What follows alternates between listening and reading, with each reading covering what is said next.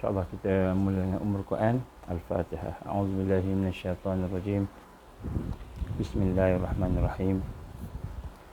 Alhamdulillahi rabbil alamin wassalat. Alhamdulillahi rabbil alamin arrahmanir rahim maliki yaumiddin. Iyyaka na'budu wa iyyaka nasta'in. Ihdinas siratal mustaqim.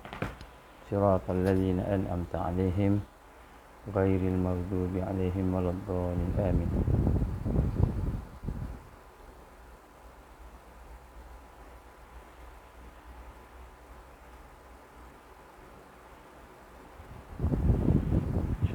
Sekejap ya.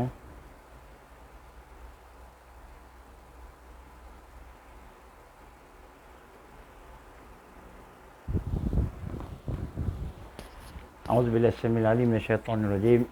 Bismillahirrahmanirrahim.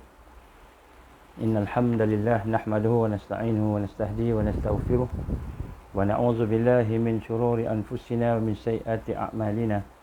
May yahdihillahu fala mudilla lahu ومن يضلل فلا هادي له أشهد أن لا إله إلا الله وحده لا شريك له وأشهد أن محمدا عبده ورسوله قال رب اشرح لي صدري ويسر لي أمري واحلل عقدة من لساني يفقهوا قولي رب زدني علما أما بعد. Assalamualaikum warahmatullahi wabarakatuh. Alhamdulillah, pertama-tama kita perdalamkan syukur kepada Allah Subhanahu Wa Taala. Dengan keizinan Allah, dengan kasih sayang Allah, kita diberikan kesempatan pada pagi ini untuk sama-sama kita meneruskan program kita. Mudah-mudahan Allah Subhanahu Wa Taala membinakan kekuatan kepada kita, insya-Allah.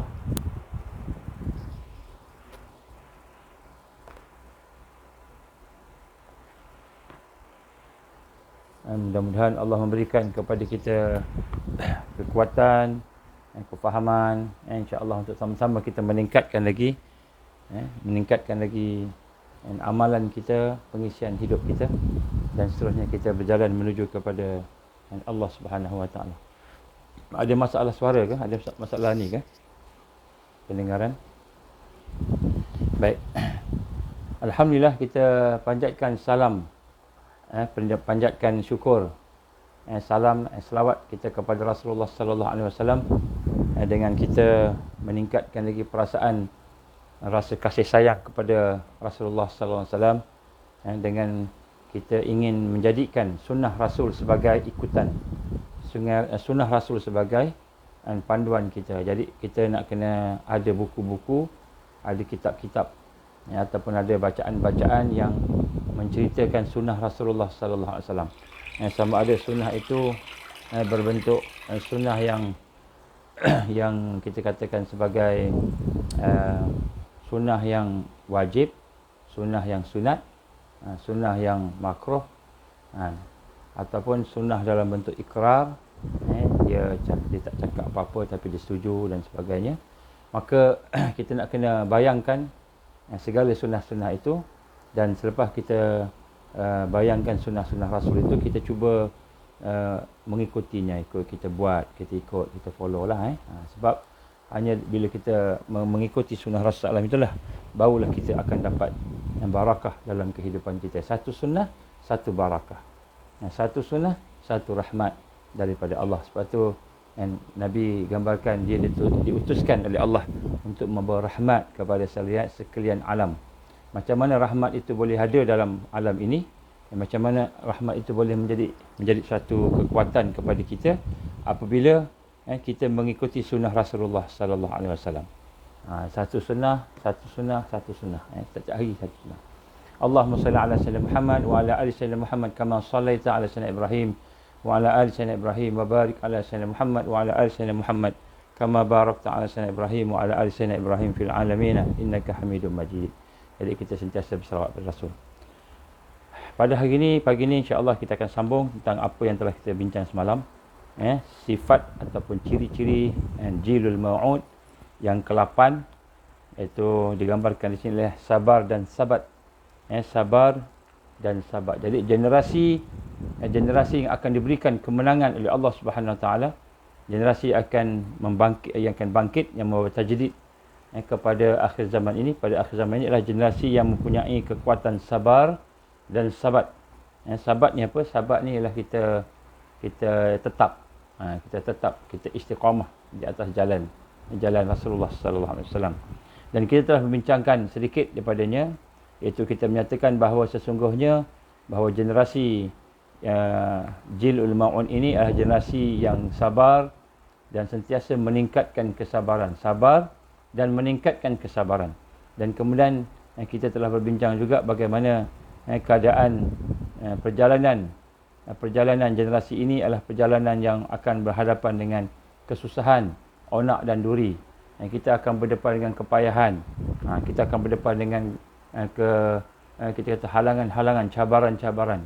Ini digambarkan sebagai penjara oleh Rasulullah sallallahu alaihi wasallam, sebagai penjara.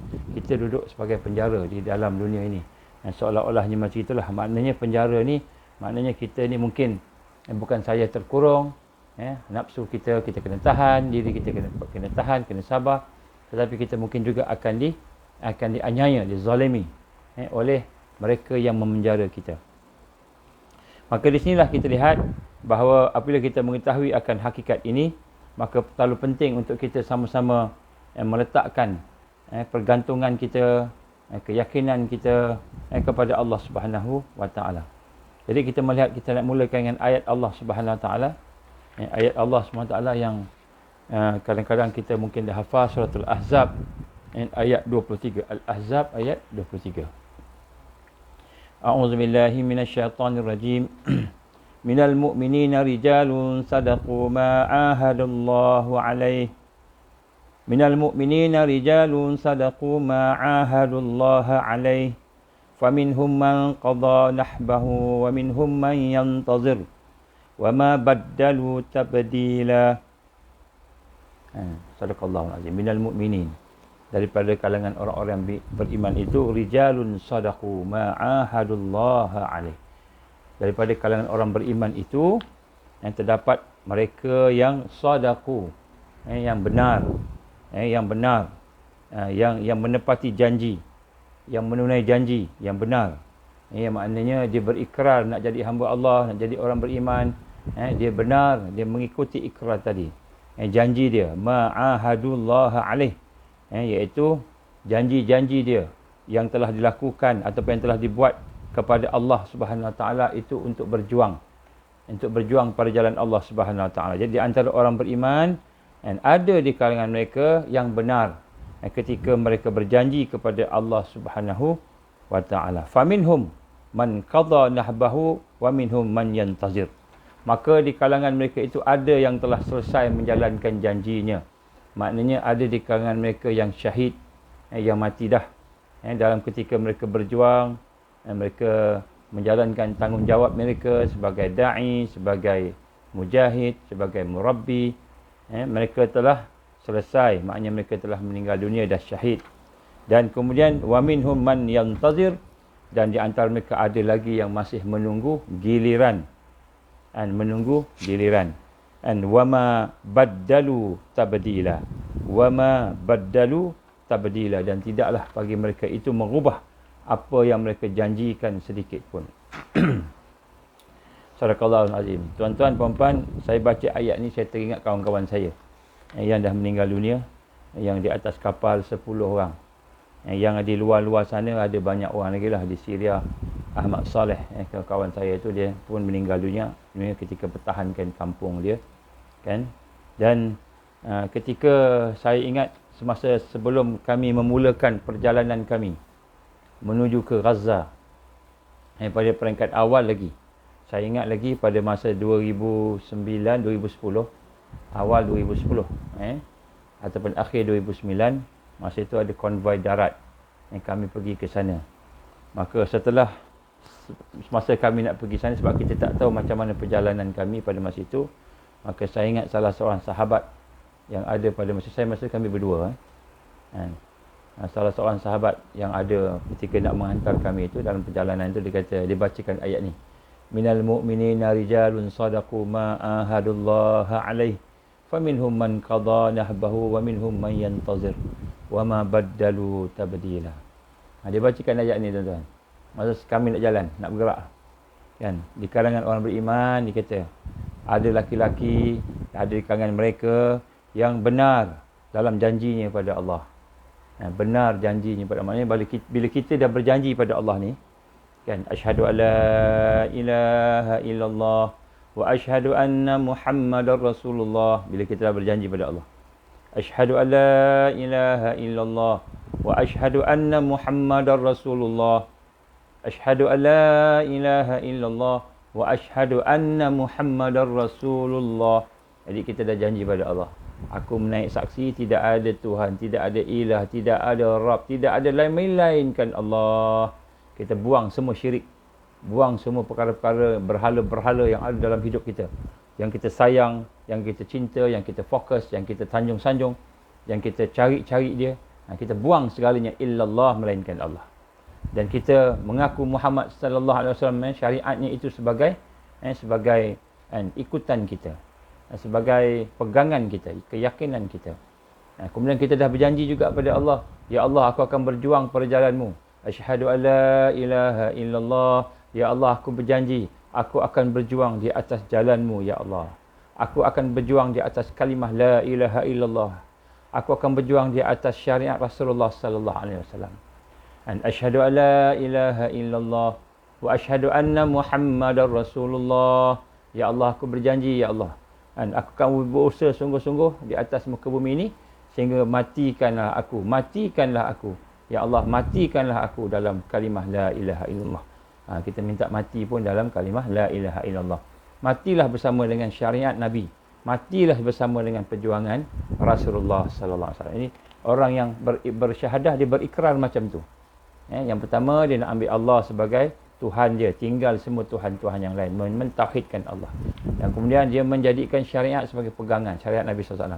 Kemudian lepas tu dia berjuang perjalanan Allah, la ilaha illallah. Kemudian dia berjuang perjalanan Rasulullah SAW dengan syariat Nabi. Kemudian lepas tu dia nak minta mati, ya Allah, matilah atas jalan Rasulullah SAW, iaitu kalimah syahadah la ilaha illallah. Maka di sinilah bila Allah gambarkan kepada kita apa yang saya cakap tadi, itu adalah merupakan gambaran daripada ayat ini. Maknanya, wa minal mu'minina rijalun sadaqu ma ahadullah.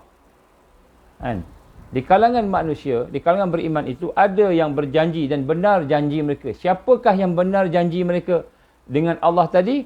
Faminhum man qada nahbahu minhum wa minhum man yantazir. Di kalangan mereka benarnya janji mereka sehingga sampai peringkat dia mati atas jalan Allah. Faminhum man qada nahbahu. Mereka mati. Maknanya sampai peringkat mereka mati di atas jalan Allah Subhanahu Wa Taala. Ini mereka yang benar. Wa minhum man yantazir, dan sebahagian mereka masih menunggu-nunggu lagi. Masih menunggu giliran bila nak mati. Tapi mereka tidak akan apa? Wa ma baddalu tabdila. Mereka tidak akan berbolak-balik, mereka tidak akan berubah. Jadi tuan-tuan, apabila kita mengucap dua kalimah syahadah, maka Allah beritahu apa sini? Yang pertama, nak istiqamah. Nak istiqamah. Pertama, hidup. Iaitu yang pertama sekali Allah kata mati dulu. Mati dulu. Mereka mati di atas jalan Allah, di atas janji mereka kepada Allah tadi. Dan kemudian yang belum mati lagi, macam kita masih hidup, setakat ni masih lagi ada peluang untuk baiki diri kita lagi, ada peluang untuk bertaubat, ada peluang untuk jadi orang yang lebih baik daripada sebelumnya, kita ni, maka kita menunggu-nunggu giliran. Bilalah agaknya tarikh mati tu? Bilalah agaknya akan meninggalkan dunia ini? Maka Allah gambarkan, wa minhum man yantazir. Mereka yang sebahagian daripada itu, mereka menunggu-nunggu giliran mereka. Menunggu-nunggu bilalah agaknya Allah akan panggil. Wa ma baddalu tabdila. Mereka tidak berubah sedikit pun. Ini maknanya bila kita dah mengucap dua kalimah syahadah, inilah hakikat dia. Mati sebagai orang yang beriman, yang berjuang. Mati sebagai orang yang bersama Allah dan perjuangan jalan Allah. Mati bersama perjuangan Rasulullah sallallahu alaihi wasallam. Ataupun hidup menunggu giliran untuk mati pada jalan Allah Subhanahu Wa Taala. Ini hakikat sabar. Hakikat sabat. Hakikat sabar dan sabat maknanya bila kita berjanji, apa yang kita janjikan tu, maka Allah akan melihat kita. Betul ke engkau berjanji ni? Betul ke ikhlas? Betul ke jujur, betul ke benar, sadaku, sadiq, betul ke benar. Maka benar sampai mati. Sampai tak mati lagi, kawan-kawan yang mati dulu. Maka dia menunggu-nunggu. Dia menunggu-nunggu giliran dia. Maka sesungguhnya inilah jalan kehidupan para mukmin. Orang beriman, inilah jalan dia. Inilah jalan dia. Kita nak jalan mana lagi? Kalau kita tak ikut jalan Rasulullah sallallahu alaihi wasallam, kita nak ikut jalan siapa? Nak ikut jalan orang yang mencari dunia sehingga mendapat harta seperti Qarun. Kita nak mencari jalan orang yang ada kuasa seperti Fir'aun. Kita nak mencari jalan dan orang-orang yang lalai, yang leka bersama maksiat seperti kaum Lut, kaum Saleh yang menderhaka. Kan? Kita nak ikut jalan siapa? Jalan siapakah yang kita nak lalui setelah kita mengucap 2 kalimah syahadah? Sudah tentulah jalan orang yang beriman. Dan jalan orang beriman ini, hidup dia, mati dia bersama Islam. Perjuangan Islam. Kalau kita nak ikut jalan Qarun boleh. Tiap-tiap hari fikir meniaga je. Fikir cari emas saja. Fikir cari cari harta je. Fikir cari harta je tiap-tiap hari macam Qarun. Fikir macam mana nak besarkan bisnes dia. Bisnes. Boleh tak? Bolehlah kalau nak pilih, tapi itu bukan jalan orang beriman. Itu jalan orang-orang yang ghairal iman. Yang tidak beriman. Baik. Jadi kita lihat sesungguhnya jalan kehidupan para mukminin, orang yang berada di atas jalan iman itu sebenarnya ialah jalan untuk meneguhkan diri dia. Di mana satu-satunya jalan yang ditempuh oleh mereka ialah jalan para rasul dan jalan para pengikut rasul. Jadi satu-satunya jalan orang beriman ni, satu je jalan. Ihdinas siratal mustaqim. Satu jalan ni, jalan yang lurus, satu ni aja. Dia tak ada sempang-sempang. Apa dia? Jalan para rasul dan para pengikut dia. Iaitu firman Allah Subhanahu Wa Taala dalam suratul Baqarah ayat 214. Catat ni, ini penting. Am hasibatum an tadkhulul jannah. Am hasibatum an tadkhulul jannah. Apakah kamu menyangka bahawa kamu akan masuk syurga Allah? Ataupun masuk dalam redha Allah? Am hasibatum an tadkhulul jannah. Kamu ingat kamu masuk syurga ke? Lebih kurang macam itu. Walamma ya'tikum masalul ladzina khalau min qablikum. Padahal belum lagi sampai kepada kamu itu ujian-ujian, kesusahan-kesusahan sebagaimana orang-orang yang telah mendapatnya sebelumnya, yang datang sebelum kamu. Belum lagi sampai ujian-ujian tu. Kamu nak masuk syurga, tapi hidup masih mewah lagi. Hidup masih senang lagi. Hidup masih suka lagi, aman damai, tidak ada apa-apa ujian, tidak ada apa-apa cabaran. Kamu ingat kamu akan masuk syurga, sedangkan orang sebelum kamu dapat macam-macam. Massathumul ba'sa wad-dharra wa zulzilu. Orang-orang sebelum kamu dapat apa? Mereka telah ditimpakan dengan kepapaan, kesusahan. Massathumul ba'sa. Dia telah ditimpakan dengan kemusnahan harta benda. Ada yang sampai peringkat dirampas hartanya, ada sampai peringkat dirampas rumahnya, kan? Kemiskinan, serangan-serangan penyakit al-ba'sa, serangan-serangan penyakit. Ada yang terkena penyakit, kan? Wad-dharra, kan? Kesusahan-kesusahan. Wazulzilu al-ba'sa wad-dharra. Penyakit-penyakit, kesusahan-kesusahan, dan juga wazulzilu, digoncang. Digoncang mereka. Dengan goncangan-goncangan kehidupan mereka. Dengan ancaman-ancaman musuh. Digoncang dengan ancaman musuh. Digentarkan. Jadi kita ni, adakah kita menyangka bahawa kita akan masuk syurga, padahal belum sampai lagi perkara yang berlaku bagaimana orang-orang yang terdahulu daripada kita.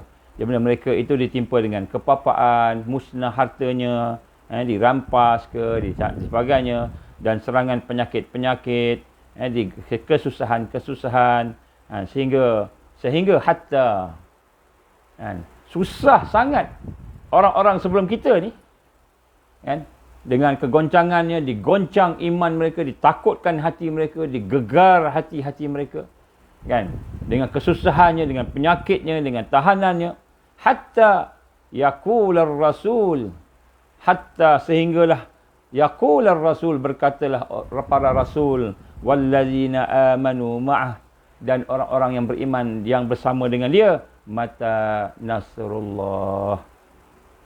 Sehingga mereka berkata, para rasul, para orang yang bersama-sama dengan dia itu, mata nasrullah, bilakah datang pertolongan Allah? Bilalah Allah nak tolong aku ni? Bilalah Allah nak tolong kita ni? Bilakah Allah nak lepaskan kita daripada kesusahan, daripada penyakit, daripada kepedihan, daripada ketakutan, daripada segala perkara-perkara yang mengganggu, yang mengancam? Bilalah Allah nak lepaskan aku? Bilalah Allah nak beri pertolongan? Mata nasrullah. Ala inna nasrallahi qarib. Ketahuilah, inna nasrallah, sesungguhnya pertolongan Allah itu amat dekat. Amat dekat. Pertolongan Allah itu dekat sangat. Ketahuilah bahawa pertolongan Allah itu amat dekat. And asalkan kita sabar, asalkan kita sabat, berpegang teguh dengan jalan Allah Subhanahu wa taala. Jadi As-Salabi dalam menyatakan dalam kitab dia menghuraikan, setiap ujian, kalau kita ditimpa ujian, maka ia berkait rapat dengan tamkin, peneguhan. Bila orang beriman diberi ujian oleh Allah, Allah beri ujian kepada orang yang beriman. Syarat dia beriman. Bila orang itu beriman, Allah beri ujian, kesusahan, kepayahan, kesenangan pun ujian juga, kesenangan pun ujian juga. Diberikan ujian dalam kehidupannya, maka setiap ujian itu dia cukup dekat dengan tamkin. Tamkin apa? Allah peneguhan. Allah nak meneguhkan kita, memperkuatkan kita, memenangkan kita. Jadi sememangnya bahawa sunnah Allah Subhanahu Wa Taala itu sunnatullah, di mana Allah Taala tidak akan meneguhkan satu umat melainkan selepas mereka berjaya melalui berbagai peringkat ujian. Selepas kita diuji, barulah kita akan berjaya. Macam kita kata orang ambil SPM lah, kan, masuk tingkatan 1, 2, 3, 4, 5, kan, ambil ikut semua. Macam mana kita nak tahu siapa yang berjaya tak berjaya masuk universiti? Kena ambil SPM. Lepas SPM baru tahu berjaya. Itu yang seronok tu, 8A, 11, 18A, banyak A lah. Seronok. Kalau ada yang fail SPM, tak seronok lah. Seolah-olah tingkatan 1, 2, 3, 4, 5 tu macam tak belajar, contohnya lah. Baik, jadi macam mana kita nak melihat kejayaan kita, melihat kekuatan kita, peneguhan kita tadi, apabila orang beriman itu melalui peringkat-peringkat ujian. Allah uji kita. Allah uji kita. Dan umpamanya galian-galian yang telah dilarutkan dalam bekas. Jadi apabila kita mahu mengambil galian-galian, emas contohnya, maka bila kita ambil emas, kita bersihkan dia, lalu setelah kita bersihkan dia, bakar dan sebagainya, logam berat contohnya emas, maka barulah kita dapat emas tu. Lalu Allah Subhanahu Wa Taala membezakan antara yang baik dengan yang buruk. Inilah sunnatullah yang terjadi kepada umat Islam sejak daripada dulu, dan tidak ada perubahan. Tidak ada perubahan. Jadi sebab itulah Allah Subhanahu Wa Taala akan memberikan sedikit ujian kepada orang-orang yang beriman untuk diuji iman-iman mereka. Kemudian barulah Allah Subhanahu Wa Taala akan meneguhkan pendirian mereka di atas muka bumi itu selepas daripada ujian itu. Jadi bila ujian datang, Allah sebenarnya nak memberi kekuatan pada kita. Jadi jangan melihat ujian itu dari sudut aspek yang negatif. Aspek yang negatif maknanya kita rasa putus asa, kita rasa tak ada rahmat Allah, kita rasa Allah tak suka kita, kita rasa macam kita ni tidak memang layak untuk kalah dan sebagainya. Kita rasa negatif. Yang pertama sekali, bila kita mendapat ujian, kita kena rasa ujian daripada Allah. Jadi pada hari ini, pagi ini, mula-mula nak tengok apa yang kita hadapi sekarang. Kita kena latih lah. Contohnya, kita ada sakit.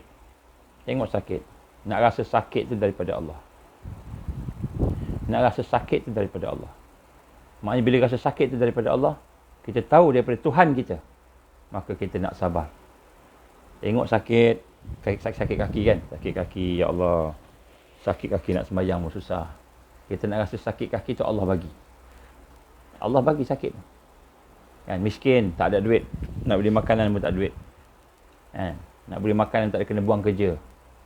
Niaga tak jadi. niaga tak jadi, bisnes kita rugi. Tengok bisnes kita, maka kita rasa Allah yang rugikan kita. Nak rasa tu. Tak payah kita cerita kat orang, tapi kita nak rasa Allah yang bagi ujian pada kita. Ujian bisnes. Sebelum ni kita berjaya. Bisnes kita berjaya.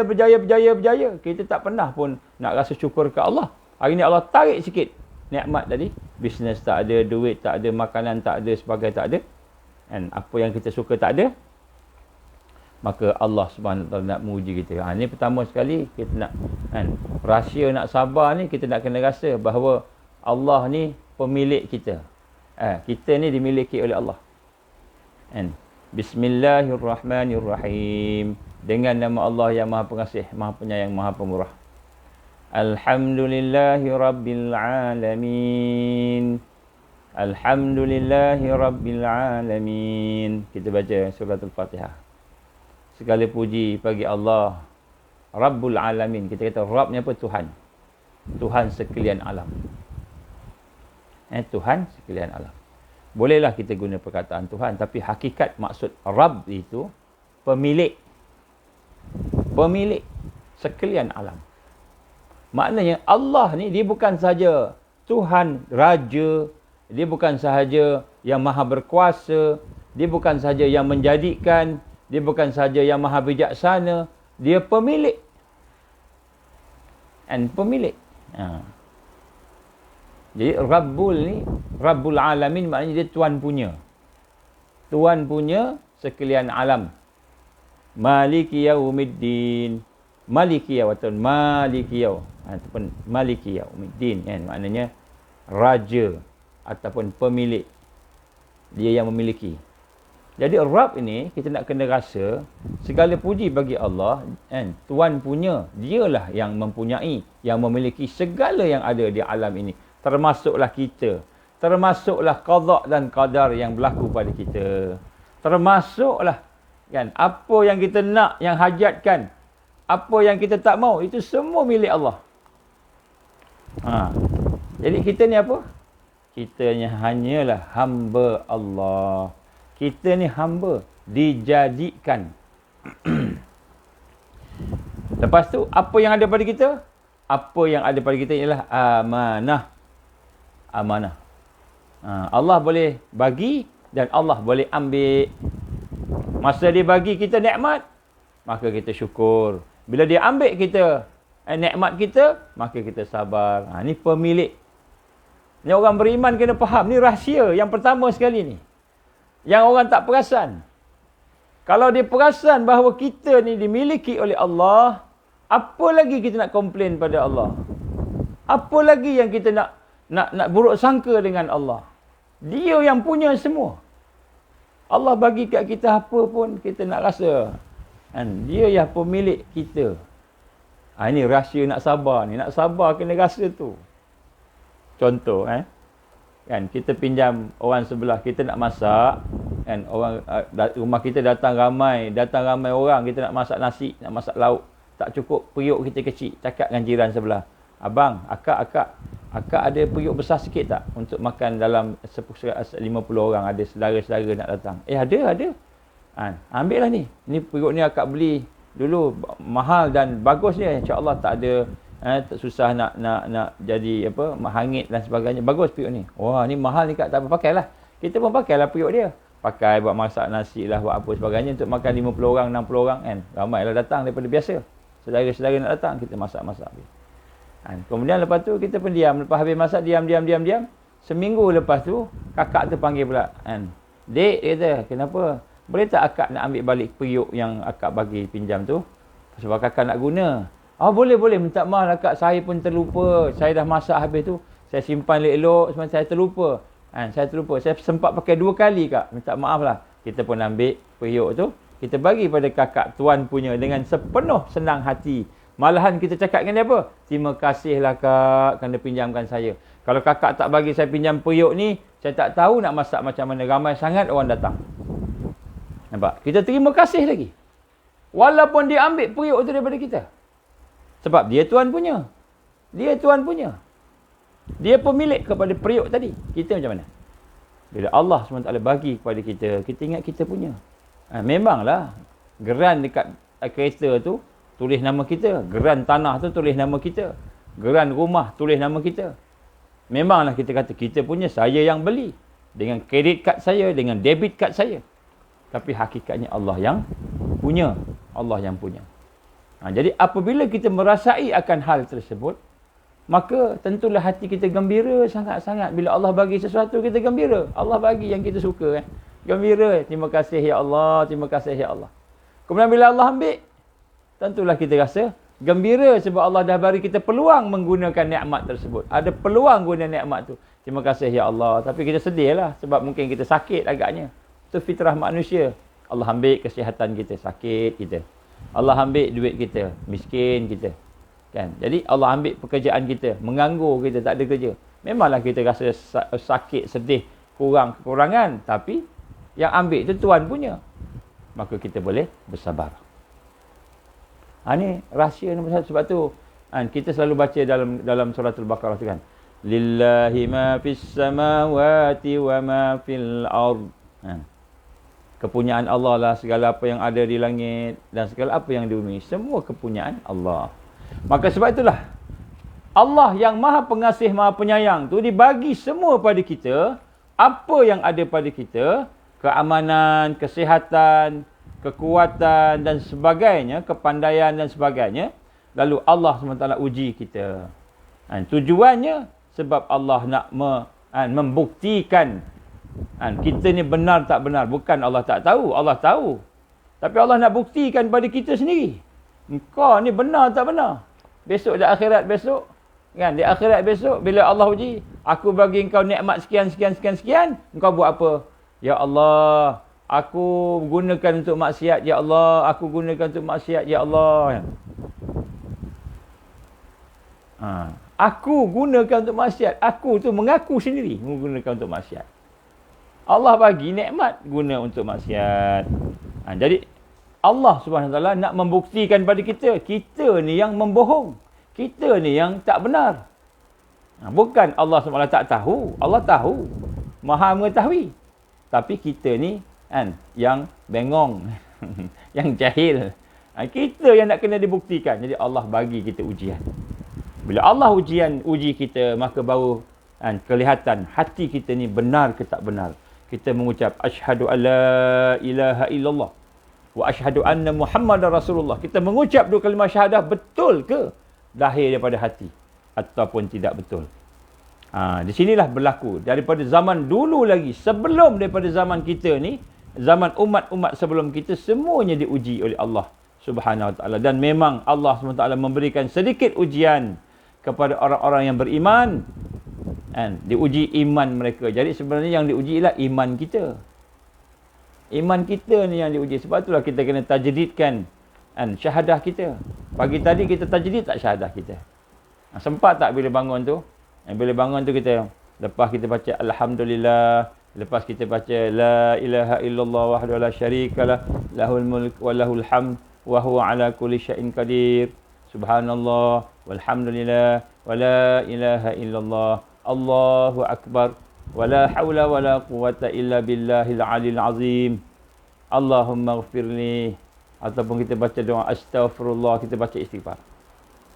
Kemudian kita baca asyhadu an la ilaha illallah wa asyhadu anna Muhammadar Rasulullah. Baca 3 kali. Kan? Sempat tak kita tajdidkan syahadah kita? Kita memperbaharui iman kita. Sempat tak pagi tadi, bangun-bangun tidur tadi? Kemudian kita minta ke Allah. Jadi tuan-tuan pemerhati Allah, kalau tak sempat lagi, masa bila kita nak tajdid iman kita lagi? Masa itulah. Terlupalah ustaz, macam mana nak buat terlupa, bangun-bangun dah lambat, masuk subuh kelam kabut kan. Tidur awal sikit. Dah tidur awal dah tapi bangun lambat juga. Macam mana? Maknanya ada dosa kita yang menghalang kita bangun awal. Ada dosa kita. Apa dosa kita? Buat muhasabah lah. Pagi ni buat muhasabah. Apa dosa aku yang menyebabkan aku bangun lambat? Mungkin tengok movie, tengok cerita-cerita. Mungkin dosa kita mungkin mengumpat orang. Mungkin dosa kita makan benda yang haram. Mungkin dosa kita ada perkara-perkara yang Allah SWT tak suka kita buat. Kalau kita tak boleh bangun awal lah. Kalau yang bangun awal, alhamdulillah, tak apa, bagus. Kan, saya tahu tuan-tuan semua bangun awal, lebih awal daripada saya lagi. Saya ni pun lewat bangun. Jadi kita dah sebut kat sini, bila kita boleh bangun awal, alhamdulillah, syukur ke Allah. Kan? Tapi jangan rasa kita bangun awal tu kita yang kuat. Kita yang kuat. Jangan rasa kita yang baik, kita bangun awal. Tak. Kita bangun awal sebab Allah bagi kita bangun awal, taufik. Syukur ke Allah. Alhamdulillah, alhamdulillah, alhamdulillah. Macam mana kita nak puji Allah? Banyak cara. Kita baca, kita puji nama dia. Subhanallah, walhamdulillah, wala ilaha illallah, Allahu akbar. Subhanallah, alhamdulillah, wala ilaha illallah, Allahu akbar. Kita baca, kita puji nama dia. Ni semua zikir-zikir yang Allah gemar, Allah suka. Kalau hamba ni baca dengan rendah diri, Allah suka. Macam mana, yang penting rendah diri. Penting rendah diri, penting ikhlas. Sadaku. Sebab tu dalam ayat ini Allah memberikan kepada kita kuncinya apa? Kuncinya sadaku, benar. Minal mu'minina rijal. Di kalangan orang beriman, ada yang laki-laki yang sadaku, yang benar. Benar apa? Apa yang ada kat dalam dia. Janji dengan Allah. Saya tengok satu hadis Rasulullah SAW, hadis Qudsi. Bagaimana ada seorang hamba di padang mahsyar menghadap dengan Allah dalam keadaan berdosa. Semua berdosa. Semua berdosa. Berdosa dia. Banyak dosa. Tak ada buat baik. Tengok-tengok dosa dia memang banyak lagi. Berat dosa dia. Sepanjang mata memandang dosa dia. Kemudian Allah berfirman pada dia. Apakah kamu yang buat dosa ni? Betul ke kamu buat dosa ni? Ataupun tersilap catat ke apa? Maka dia kata, ya Allah, betul aku berdosa. Dia menghadap Allah. Betul aku berdosa, ya Allah. Banyak berdosa, ya Allah. Aku banyak berdosa. Aku tak ada buat baik langsung. Semua dosa. Tak ada buat baik langsung. Maka Allah SWT berfirman, ni Allah Ar-Rahman Ar-Rahim. Tapi tak semua orang dapat ni. Orang yang sadaku dapat ni. Orang yang ada siddiq ni. Dia buat dosa sebab dia lalai. Dia buat dosa sebab macam-macam. Tapi ada satu amal dia. Apa amal dia? Allah perintahkan seorang malaikat pergi ambil satu. Dia pernah tulis kalimah la ilaha illallah. Dia pernah tulis kalimah la ilaha illallah. Sekeping kertas kecil dia tulis la ilaha illallah. Dia tulis dengan sepenuh ikhlas, dengan sepenuh sedik. Ulama urailah, penuh ikhlas, penuh sedik dengan benar. Dia ikhlas. Lepas tu disimpan ke dia apa? Allah bawa balik kertas tu. Timbang di sebelah kanan, yang lain-lain semua tu dosa belaka. Tiba-tiba la ilaha illallah tu lebih berat daripada semua dosa yang ada. Lebih berat daripada semua dosa yang ada. Maka Allah kata, masuk kamu dalam redha aku syurga. Sebab ikhlas dia, sedik dia, benar dia. Walaupun dia tulis la ilaha illallah tu, itulah dia yang baiknya. Tapi yang lain-lain semua tu kalah dengan sebab la ilaha illallah. Kita ni tuan-tuan, kita zikir la ilaha illallah pun belum tahu ikhlas dia. Belum tahu ikhlas. Nanti saya cerita lagi. Kita ada banyak contoh. Banyak contoh baik. Jadi di sini kita nak melihat bagaimana keadaan kehidupan kita ni akan diuji oleh Allah Subhanahu Wa Taala. Imam Asy-Syafi'i, tengok apa Imam Syafi'i kata. Tidak mungkin seseorang itu diberikan keteguhan jiwa. Kita ni tak mungkin akan jadi kuat hati kita. Jiwa kita ni tidak akan jadi teguh. Sehinggalah dia memperoleh ujian. Sehinggalah Allah uji kita. Allah uji kita baru kita boleh teguh. Kalau tidak, jiwa kita ni akan dikuasai oleh nafsu. Akan dikuasai oleh dunia. Sehinggalah Allah uji kita.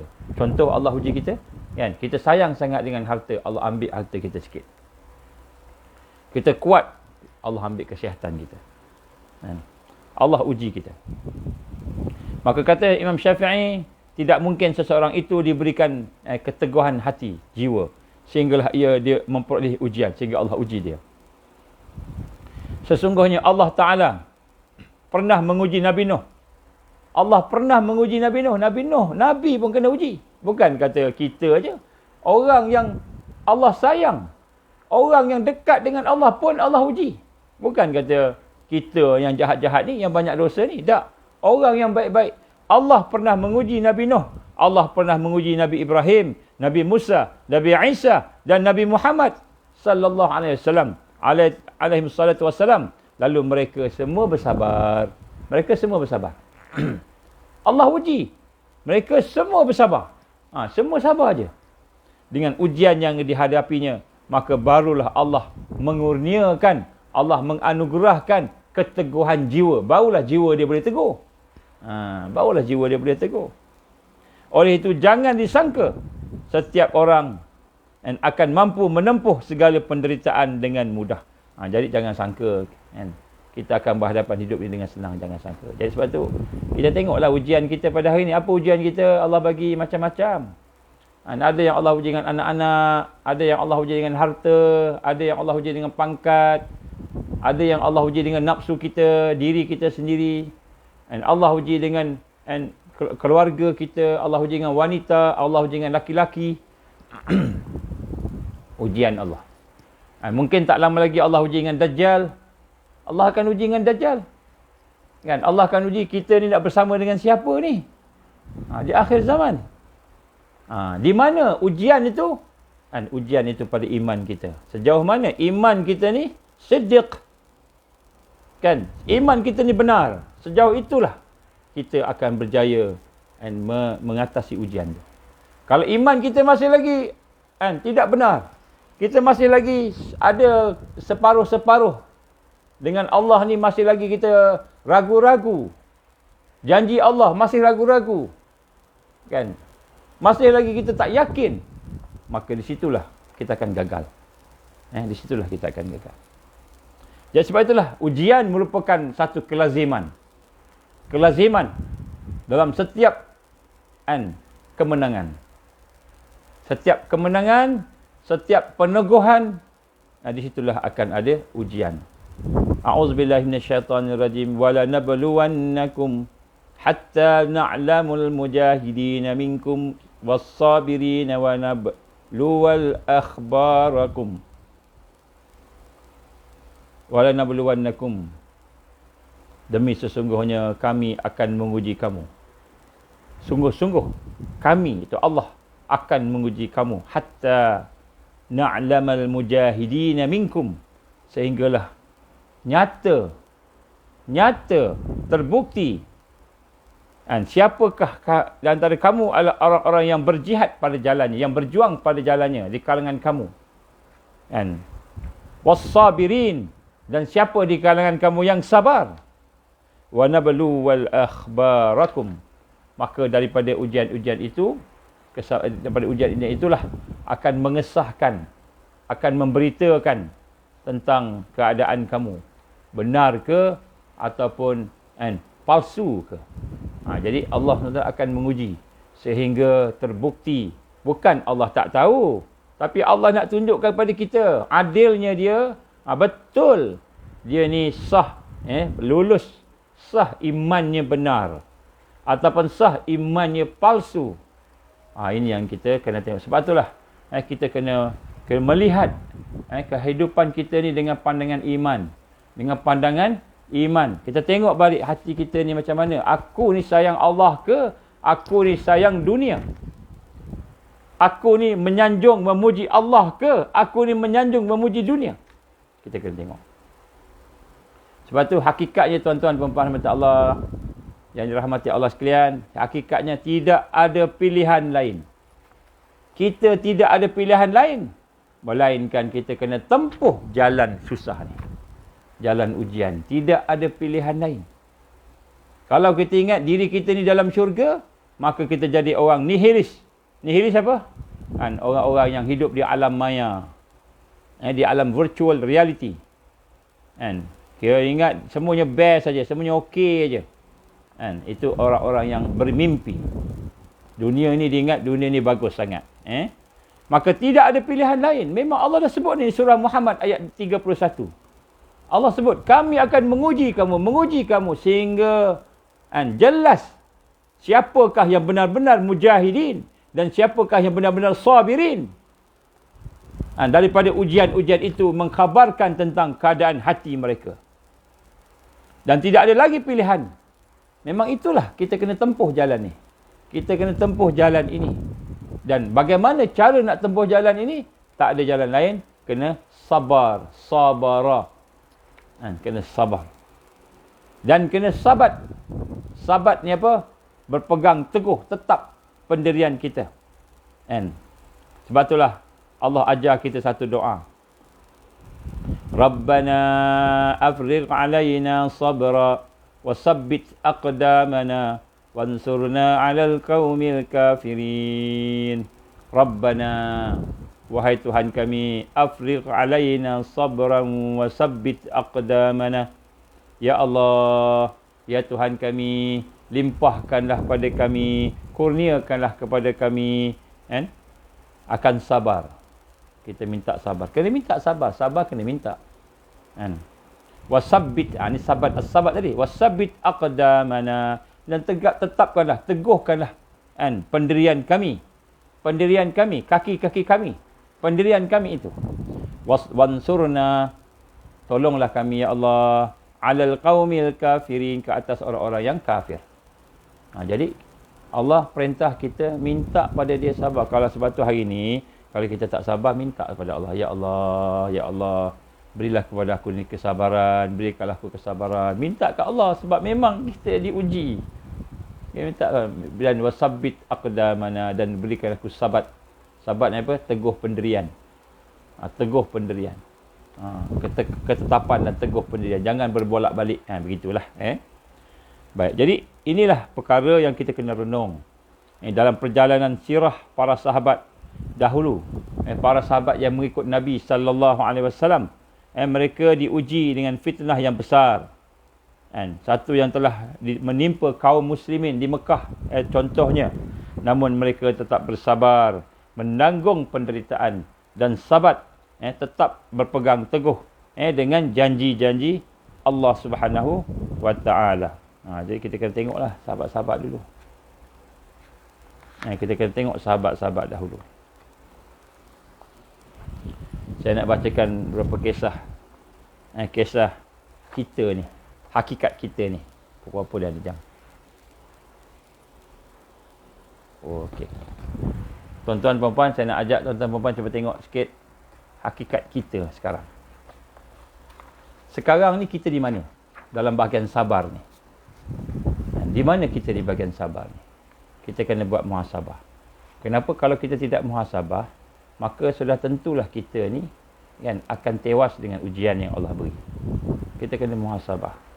Maka yang pertama sekali, hakikat manusia yang beriman, yang Islam, yang ada pada hari ini, sebagaimana yang Allah sebut di dalam surah Al-Hajj. Surah Al-Hajj ayat 11. Ayat ni saya selalu baca ayat ni. A'udzubillahi minasyaitonirrajim. Wa minan nasi man ya'budullaha 'ala harf. Fa in asabahul khair itma'anna bih. Wa in asabathul fitnah inqalab 'ala wajhi khasirat dunya wal akhirah. Zalika huwal khusranul mubin. Ni ayat ni tuan-tuan, Allah nak cerita pada kita, kita sekarang kat mana? Saya nak sebut kat sini, kita kat mana sekarang? Wa minan nasi man ya'budullah 'ala harf. Ni ayat surah Al-Hajj ayat 11. Tampal besar-besar kat dalam rumah kita.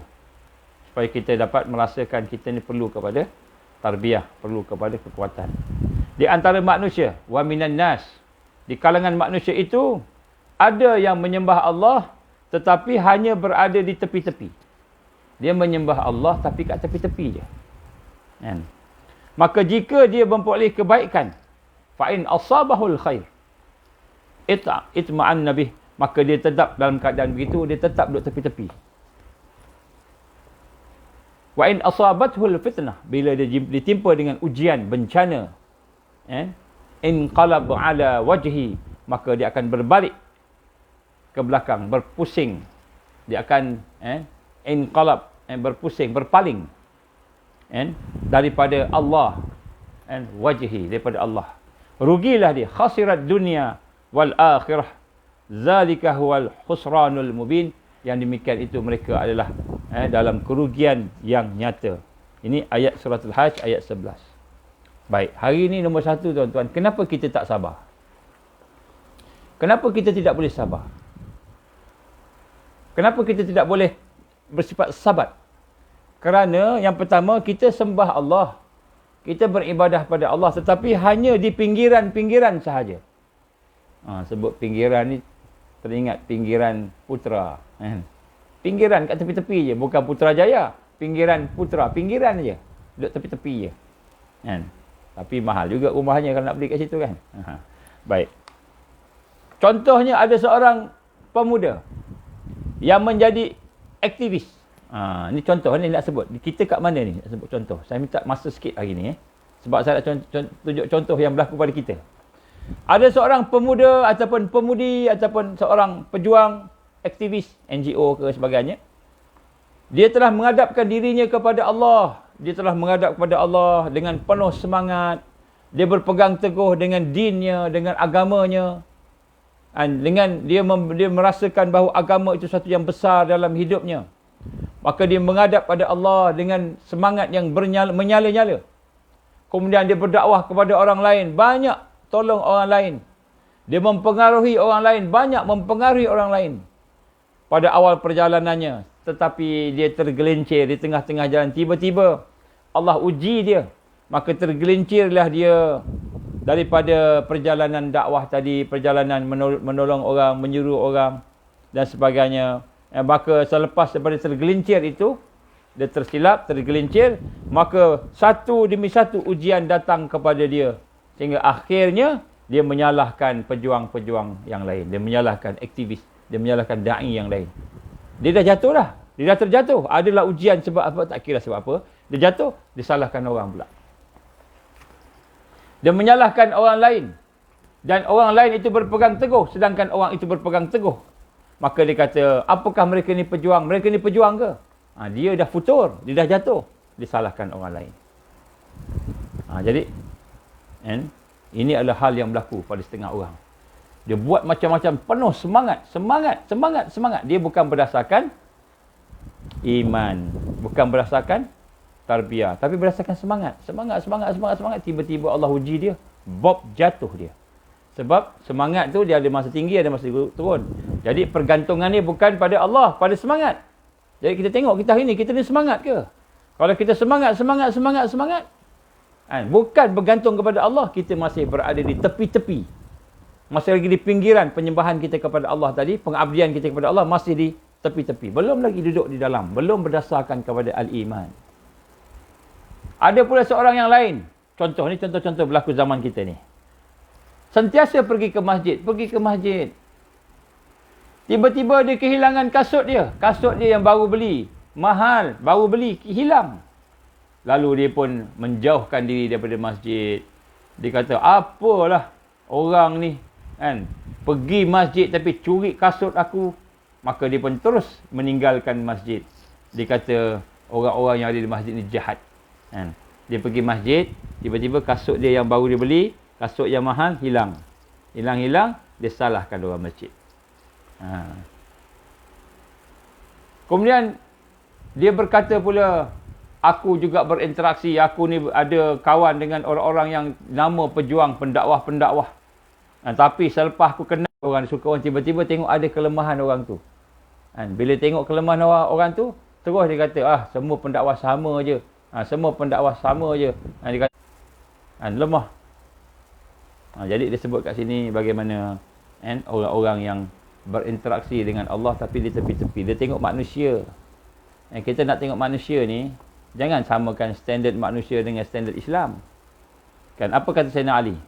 Ali bin Abi Talib radhiyallahu anhu telah berkata, kenali seseorang itu dengan standard kebenaran. Kita tengok orang, jangan tengok pada diri dia. Tengok pada kebenaran yang ada pada dia.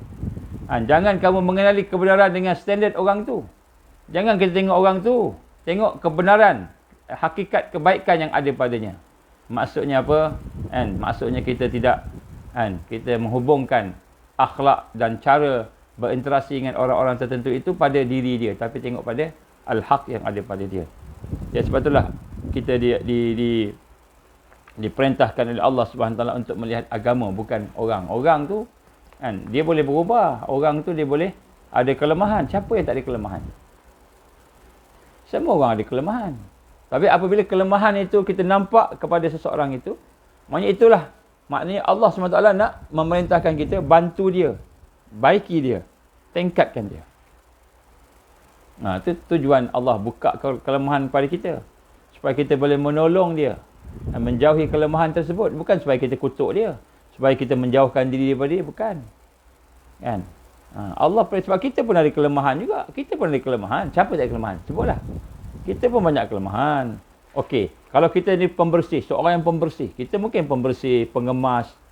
Tapi tiba-tiba lidah kita pula kan cabul. Laser, macam laser lidah kita. Tembak orang sana sini, tapi kita pembersih. Kan? Mungkin kita kuat bahagian kebersihan, kuat bahagian kekemasan, keceriaan contohnya. Tapi bahagian lidah kita kan laser. Mungkin kita pula lidah kita baik berzikir. Kan? Lidah kita baik, tetapi bahagian mata pula kita tak jaga. Jadi ada kelemahan, mesti ada kelemahan. Maka jangan kita melihat seseorang pada kelemahan dia, lihat kepada agama dia. Jadi kalau kita mendekati seseorang kerana individu itu, maka sebenarnya kita telah apa? Kita masih menyembah Allah di tepi-tepi. Ala harfin, di tepi-tepi. Bahaya bahaya. Ada seorang lelaki atau perempuan menghadapkan dirinya kepada Allah. Dia bertawajuh kepada Allah, menghadap kepada Allah Subhanahu Wa Taala. Menjalankan hidupnya dengan baik, terus dengan bertambah-tambah ketaatan, buat ketaatan, meninggal berdoa kepada Allah, tunduk diri pada Allah, berdoa kepada Allah. Mengapa? Kenapa? Kenapa dia buat macam itu? Kenapa dia buat baik tadi, menghadap Allah, doa pada Allah, tambah ketaatan, sembahyang dan sebagainya, menundukkan diri pada Allah. Kenapa? Rupa-rupanya dia buat itu bukan sebab betul-betul iman, tapi kerana dia nak dapat sesuatu daripada Allah. Dia nak minta permintaan dia, doa dia tu dikabulkan. Sebab tu dia sembahyang, dia puasa, dia buat apa-apa sebab yang baik-baik, supaya Allah kabulkan permintaan dia. Itu sebabnya. Ini pun dikira sebagai menyembah Allah, beribadah pada Allah di tepi-tepi. Bukan kerana iman kepada Allah, tapi kerana dia ada benda dia nak. Ada perkara yang dihajatkan kepada Allah. Dia sedang mengalami ujian yang penting. Dia sedang mengalami satu ujian, satu yang sangat penting, sangat urgent, seperti dia nak menikah sangat. Kan? Tak dapat-dapat nak menikah, umur dah nak masuk dah 40. Tak dapat-dapat lagi, tak kahwin-kahwin lagi. Atau dia ingin agar Allah memberikan kekayaan, atau dia miskin, dia nak kaya sangat. Kan? Dia pun minta, Ya Allah yang Maha Pemurah, Ya Allah yang Maha Pemberi. Dia minta pada Allah, minta pada Allah. Maka apabila Allah beri kepada dia kekayaan, apabila Allah beri kepada dia suami atau isteri, nak kahwin, suami isteri. Dia buat itu sebab nak kahwin, dia buat itu sebab nak kaya. Maka apabila Allah beri kepada dia apa yang diminta tadi, maka dia mula jatuh ke hubungan dia dengan Allah Subhanahu Wa Taala. Dah dapat dah apa yang dia nak. Allah dah perkenankan doa dia. Allah tahu, Allah Maha mengetahui hati dia macam mana, tapi Allah bagi. Allah Maha penyayang, Allah bagi. Maka akhirnya dia lemah, makin dengan Allah semakin lemah. Akhirnya dia sibuk dengan menguruskan hidup dia dan kehilangan as-sabat, kehilangan keteguhan. Nampak? Ini juga maksud. Kadang-kadang kita tengok kita ni, kenapa kita buat baik, jadi baik, sebab kita diuji oleh Allah. Allah uji kita. Dan kita nak minta pada Allah. Dan kita nak Allah kabulkan permintaan kita. Maka kita buat baik. Tiba-tiba Allah bagi, Allah perkenankan, mustajabkan doa kita. Maka pada masa tu kita dengan Allah jauh. Kita mula dah kurang sembahyang sikit, kurang baca Quran, kurang zikir. Dah mula kurang nak memuji Allah. Allah bagi. Maknanya apa? Maknanya kita menyembah Allah, beribadah pada Allah kerana kita hajat doa kita dikabulkan. Kita hajat doa kita tu bukan kerana iman. Bukan kerana yakin pada Allah. Bukan kerana kita nak mengabdikan diri, beribadah kepada Allah. Kerana kita nak benda tu. Bila Allah bagi kaya, Allah bagi kesihatan, Allah bagi semua yang kita nak, kita mula loose. Mula lemah, jauh. Akhirnya sibuk dengan dunia yang Allah bagi kepada kita. Ini juga membawa maksud menyembah Allah, beribadah pada Allah ala harfin, di tepi-tepi. Maknanya kita ingat kita dah beramal dah. Kita ingat kita dah okey dah. Tapi rupanya sebab ada udang di sebalik batu. Apa udang tu? Apa batu tu? Kita diuji oleh Allah. Kita nak kita lepas daripada ujian. Jadi bila Allah bagi, lepas, kita pun lupa. Malahan ada di kalangan manusia pula yang menginginkan mencapai sesuatu. Ada pula di kalangan orang beriman ni yang nak capai sesuatu. Sampai sehinggalah dia berjanji. Dia berjanji kepada Allah. Ya Allah, jika engkau kabulkan doa aku ini, aku akan tambah taat aku pada engkau, Ya Allah. Aku akan bertaubat daripada segala maksiat aku, Ya Allah. Aku akan bersikap teguh, istiqamah, menjalankan diri, menjalankan ibadah, Ya Allah. Aku akan memperjuangkan agamamu. Tapi ketika Allah mengkabulkan doa dia, dia dapat capai apa yang diangankan, dia lupa janji Allah. Dia lupa janji dia pada Allah Subhanahu wa ta'ala. Allah tegur dalam surah At-Taubah. Saya baca makna lah, masa tak banyak. At-Taubah. Apa At-Taubah? Dan di antara mereka, surah At-Taubah ayat 75-77. Dan di antara mereka ada orang yang telah berikrar kepada Allah. Kita lah ni. Orang Islam ni, orang beriman ni. Ada di antara mereka orang yang telah berikrar kepada Allah. Sesungguhnya jika Allah memberikan sebahagian kurnia-Nya kepada kami, kalau engkau bagi, Ya Allah, aku kebaikan sekian, pastilah kami akan bersedekah. Pasti kami akan bersedekah, Ya Allah. Dan pastilah kami termasuk orang-orang yang saleh. Pasti kami akan buat semua amal soleh yang Allah sebut. Dia berjanji dengan Allah. Kan, minta, aku akan buat ni, Ya Allah, akan buat itu, Ya Allah.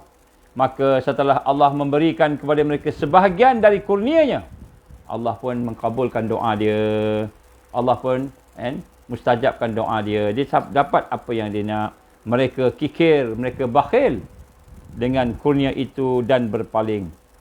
Mereka bakhil, tak mau gunakan pula apa yang Allah kurnia itu untuk agama Allah, untuk infak, untuk zakat dan sebagainya. Dan berpaling. Makin melemah. Mula sembahyang khusyuk, dah tak khusyuk. Mula sembahyang dengan sunat-sunat, dah tak ada sembahyang sunat. Mula sembahyang, sebelum sembahyang baca Quran, dah tak ada Quran. Zikir pun jauh, selawat lagi jauh. Dan berpaling. Mereka memanglah orang-orang yang selalu membelakangi kebenaran. Nampak? Ini Allah Subhanahu Wa Taala nak uji kita, hati kita ni. Allah gambarkan apa mereka ni? Mereka orang yang membelakangkan kebenaran. Maknanya, yang dia minta, yang dia beramal, yang dia sembahyang, yang dia puasa, yang dia buat semua, hanya kerana supaya Allah kabulkan doa dia nak dapat dunia ni. Dan bila Allah bagi dia dunia, dia berpaling daripada Allah. Dia bakhil dan dia bersifat menjauhi Allah. Mereka inilah orang yang membelakangkan kebenaran. Ni tuan-tuan puan-puan, kita tengok diri kita ni, bahaya ni. Kan, kenapa? Kita nak kena tengok sejauh mana betul-betul siddiq, benar. Betul-betul benar hati kita, baru boleh kita sabar. Ini hakikatnya. Bukan kita bersama dengan kebaikan tu bila kita nak sesuatu, barulah kita buat. Tiba-tiba Allah bagi, kita jadi orang yang melawan Allah. Kalau Allah tak bagi, kita menjadi orang yang putus asa. Ini orang yang tidak berdasarkan kepada keimanan. Kita sambung lagi. Maka Allah menimbulkan kemunafikan pada hati mereka. Sampai waktu mereka menemui Allah. Ini yang saya takut, tuan-tuan. Bila kita dah berjanji dengan Allah, kita mungkir. Bila berjanji dengan Allah, Allah murka pada kita. Apa Allah murka? Allah tanamkan dalam hati kita sifat munafik. Sifat munafik. Dan kemudian sampai kepada waktu untuk menemui Allah, dia tidak akan bertaubat. Maknanya dia akan apa? Dia akan leka lalai dengan apa yang berlaku tadi. Bahaya, tuan-tuan. Dia bahaya. Kerana mereka telah memungkiri terhadap Allah apa yang telah mereka ikrarkan kepadanya. Dan juga kerana mereka selalu berdusta. Ini contoh mereka yang menyembah Allah di tepi-tepi. Beribadah kepada Allah di tepi-tepi. Apa maksudnya? Dia minta sungguh-sungguh, dia beramal, dia buat baik. Semua dia buat benda baik-baik. Tujuan supaya Allah kabulkan doa dia. Bukan tujuan nak berubudiah pada Allah. Bukan tujuan nak beribadah kepada Allah. Tapi tujuan supaya Allah kabulkan doa dia. Dan bila Allah kabulkan doa dia, tiba-tiba dia mungkir. Dia tak ikut ikrar dia tadi. Maka pada ketika itulah dan Allah SWT memalingkan hati dia. Sebab dia memang dah sebenarnya, dia dah palingkan hati dia dah. Daripada awal lagi, dia bukan benar-benar kerana Allah dibuat tadi kan. Maka Allah palingkan hati dia menjadi orang-orang yang munafik. Yang menimbulkan kemunafikan pada hati mereka. Allah timbulkan sifat munafik pada hati mereka. Sampai kepada waktu mereka menemui Allah. Sampai masa waktu dia mati. Sampai waktu mati dalam keadaan nifak. Dan sampai berjumpa Allah di hadapan Allah dalam keadaan nifak. Wa na'udzubillah min zalik. Kerana apa? Kerana mereka telah memungkiri janji mereka kepada Allah. Ini surah At-Taubah ayat 75 dengan 77. 75 sehingga 77. Jadi sebab itulah tuan-tuan mata Allah, maka kita nak tengok sini, apakah maksud kita ini berada di tepi-tepi, beribadah di tepi-tepi, kerana berada, maknanya kita beramal, kita beribadah, kita berdakwah, kita berjihad, kita berjuang, kita melakukan amal soleh, bukan didorong oleh siddiq, sifat benar dalam hati kita, iman yang benar. Iman yang benar, tetapi sebab kepentingan-kepentingan duniawi. Kepentingan-kepentingan duniawi, nak selesaikan masalah kita sebab kita takut miskin, takut dicela, kita nak dunia. Bila itu yang kita hajatkan dalam hati kita, bukan kita nak benar-benar berubudiah kepada Allah, maka kita akan berpaling. Inqalab ala wajhi, akan berpaling daripada wajah Allah. Tuan-tuan rahmat Allah SWT, itulah perkara yang menjadi rahsia. Sebab itulah kita tak boleh lari daripada tarbiyah imaniyah, tarbiyah ruhiyah. Kita tidak boleh lari daripada jujur dalam hati kita. Berlaku jujur dalam hati kita. Benar dengan hati kita. Benar dalam hati kita. Bila kita sebut La ilaha illallah. La ilaha illallah. Tidak ada ilah. Tidak ada Tuhan melainkan Allah. Tidak ada Rabb melainkan Allah. Jadi kita nak sebut tu dengan hati kita. Dan kita tengok diri kita. Adakah kehidupan kita ni sama dengan apa yang kita ikrarkan dalam hati kita? Kalau tak sama, maka kita bimbang tuan-tuan, puan-puan rahmat Allah. Kita tidak boleh bersabar bila Allah uji kita. Bila Allah uji kita dengan ujian-ujian yang bakal datang di akhir zaman ini. Mungkin kita tidak akan sampai. Sebab itulah kita nak sentiasa memahami hakikat tarbiyah Rasulullah sallallahu alaihi wasallam, supaya kita boleh berlaku sabar. Insya-Allah, jika diizinkan Allah, kita akan sambung lagi tajuk ini dan kita akan lihat pula bagaimana sifat-sifat mereka yang sabar ini, sifat-sifat sahabat ni, bagaimana sifat mereka yang sabar, dan kemudian apakah perkara-perkara, langkah-langkah yang boleh menjadikan hati kita ni as-sabat, hati kita ni tetap di atas jalan Allah dan bersabar di atas jalan, berpegang teguh dengan jalan Allah Subhanahu Wa Taala. Kerana itulah sifat-sifat orang-orang yang akan dibangkitkan, yang menang di akhir zaman. Jilut tamkin, orang akan diteguhkan, yang diberikan kemenangan, ataupun jilul mau'ud, generasi yang akan diberikan kepada generasi yang dijanjikan oleh Allah Subhanahu Wa Taala, insya-Allah. Jadi insya-Allah, mudah-mudahan sikit sebanyak yang kita sentuh pada hari ini akan memberikan kepada kita kekuatan untuk kita sama-sama cuba mengamalkan. Jadi tuan-tuan puan rahmatullah, cubalah amalkan apa yang kita dah sampaikan pada sebelum ini. Kita kena tajdidkan iman kita sentiasa. Iman kita sentiasa kita kena perbaharui. Macam mana nak perbaharui? Mulakanlah tiap-tiap hari dengan kalimah syahadah. Kita bersyahadah. Kemudian selepas itu, kita rasa kita lalai leka banyak dosa, syahadah sekali lagi. Kita rasa kita lemah ni, syahadah sekali lagi. Kemudian perbanyakkan kalimah la ilaha illallah, la ilaha illallah, la ilaha illallah. Dan bila kita baca la ilaha illallah tu, kan, kita kena banyak kali baca. Kenapa kita kena banyak baca? Sebab mudah-mudahan salah satu daripada yang kita baca itu betul-betul datang daripada ikhlas kita. Betul-betul datang daripada kebenaran hati kita. Hati kita betul-betul benar, ikhlas, jujur dengan Allah. Kita sebut la ilaha illallah, la ilaha illallah. Kita sebut sungguh-sungguh, memahami maknanya. Jadi mudah-mudahan bila Allah SWT menerima zikir kita tadi itu, maka dia berikan kepada kita kekuatan, dorongan, barakah untuk kita beramal dengan amalan soleh. Beramal dengan amalan soleh, insya-Allah. Itulah insya-Allah sedikit sebanyak apa yang mampu saya cuba sampaikan pada hari ini. Mudah-mudahan Allah ampunkan kelemahan kita. Mudah-mudahan Allah berikan kekuatan kita untuk istiqamah, dan insya-Allah mudah-mudahan Allah beri kekuatan kita untuk terus bersama dengan pejuang-pejuang sehinggalah kita berjumpa dengan Allah Subhanahu wa taala, insya-Allah. Aku li qali hadza astaghfirullahalazim li wa lakum. Insya-Allah kita baca doa rabita. A'udzubillahi samil alim minasyaitonir rajim. Bismillahirrahmanirrahim. Alhamdulillahirabbil alamin. Wassalatu wassalamu ala asyrafil anbiya'i wal mursalin wa ala alihi wa sahbihi ajma'in. Allahumma innaka ta'lam anna hadhihi al-qulub qad istamat ala mahabbatik wa altaqat ala ta'atik wa tawahadat ala da'watik wa ta'ahadat ala nusrati syari'atik. Fawasik Allahumma rabitataha wa limuddaha wa hdiha subulaha wa amla'aha binurika alladhi la yakhbu wa syarah suduraha bifaidil iman bik wa jamil tawakkuli alaik wa ahyiha bima'rifatik wa amit ala syati fi sabil. Ya Allah, innaka ni'mal maula wa ni'mal nasir. Allahumma amin, Allahumma amin, Allahumma amin. Ya Allah, ya Rahman, ya Rahim, ampunkanlah dosa kami, ampunkanlah dosa kedua ibu bapa kami, ampunkanlah dosa sekalian saudara-saudara kami, anak-anak kami, ampunkanlah dosa sekalian para pejuang yang ada di atas muka bumi ini, ya Allah. Ya Allah, ya Rahman, ya Rahim, berilah kekuatan kepada kami untuk sabar pada jalan-Mu. Berilah kekuatan kepada kami untuk teguh dalam pendirian kami.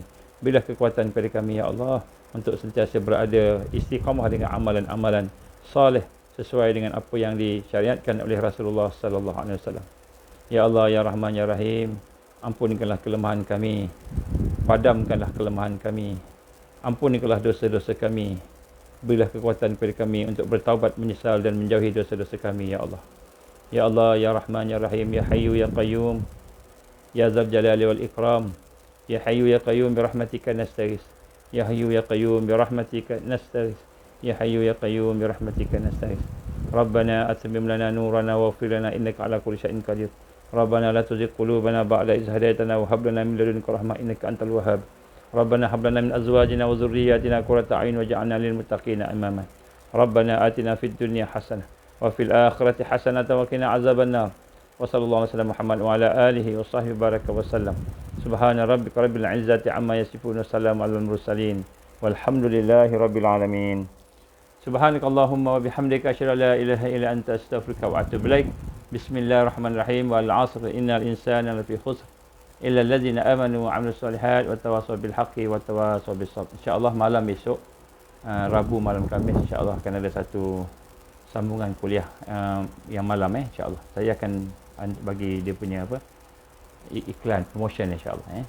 Okey, wabillah. Tolong sampaikan pada yang lain, tolong panjang-panjangkan. Mudah-mudahan kawan-kawan kita pun dapat sama apa yang kita bincang pada pagi ini. Wabillahi taufiq wal hidayah. Assalamualaikum warahmatullahi wabarakatuh.